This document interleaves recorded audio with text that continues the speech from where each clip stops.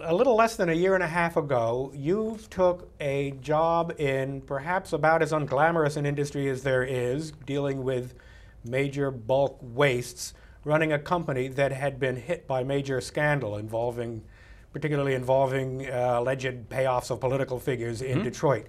What made you want to take such an unsavory, to most people, challenge? Sure, sure. I live my life with challenges. I got a phone call from a recruiter many times on this job. I kept turning it down, wasn't interested, and finally I listened to his story, and I felt like it was a company that had tremendous potential, that they did good things. I liked the idea of recycling, green energy, environmentally friendly, and the company certainly had some challenges, but I thought it matched up well with my skill set and what they needed. And I've been there a year and a half, certainly lots of challenges, but even more opportunities than I imagined. What was the mood like when you got there, and what did you do right away? Yeah, the mood was, people were looking for some fresh ideas, some new ideas. The company didn't have a strategic plan. They had done well for many years. It had been around for over 20 years. It had had some nice growth over many years. They'd had some issues internally and externally and sort of flatlined for a number of years. Still very profitable, but not growing. So the very first thing I did was sort of assess the situation. I got out, spent a lot of time with customers and employees and our facilities, and then along with many of our employees, built a strategic plan. I've done many strategic plans in my life. This is the one I am most proud of. It really is a very, very comprehensive, tremendous plan. And what are key elements of that plan? So there's 10 goals. It runs everything from being excellence in regulatory compliance and safety, transparency, ethics, those sorts of goals, all the way down to green energy and growing into industrial applications, expanding geographically, acquisitions, a number of different things. You were an officer in the Navy on a submarine. I'm interested in the idea of going from that very complete closed environment to an industry of dealing with environment and environmental waste and the essential closedness of the environment on the largest scale. Did one thing lead to the other? No, I was in the Navy for 7 years. It's the way I paid for college. I loved the submarines. It was terrific to me. It was a really great leadership experience and challenges.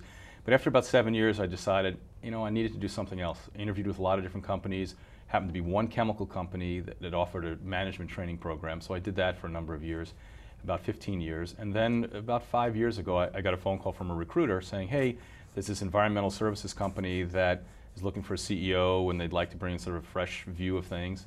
I joined that company. We were doing very well. And then I got the call about Synagro a year and a half ago. So I enjoy the transition from nuclear submarines to nuclear energy to chemical industry to environmental services. It's been interesting. It sounds as if there's been a fair amount of serendipity in your career. You haven't been the strictest career planner. I have not. I have not. As my sister-in-law says, I spent the first 15 years in the chemical industry polluting the earth. Now I can spend the next 15 cleaning it up. So it's worked out. That sounds fair enough. What kinds of innovation is Synagro involved in at this point? Yeah, that's one of the things that attracted me a lot to this company and this industry, because the industry is ripe for innovation and creativity, and there are some pockets of that are out in the public domain, but not nearly enough. Synagro is a leader in the technology, but there's certainly a lot more that we can and should and are doing. In the old days, this material keeps piling up, and you need to do something with it. Not too many years ago, it would be dumped into riverways and oceans or landfills or applied into land masses. Today, in addition to making fertilizer, we can make green energy. So we're really excited about the opportunities for green energy. In fact, 1 ton of biosolids is equal to 2 barrels of oil. So it's a natural resource. We ought to use it. Is being as green as possible really good for business, or is it just what you need to do? To what extent can it and must it be good for business? I think it is good for business, and I think in order for it to survive, you must have a strong economic basis for it. In fact, last week I was with a group of about a dozen thought leaders on sustainability, and the #1 theme that everybody talked about was we need to find a way to make the economics of all of these different applications work, whether it's solar, renewable energy, green energy, all kinds of different things. You need to focus on the business model. To continue to support them with tax incentives may work for a little while, but ultimately In short order, they need to stand on their own, and I believe very strongly in that.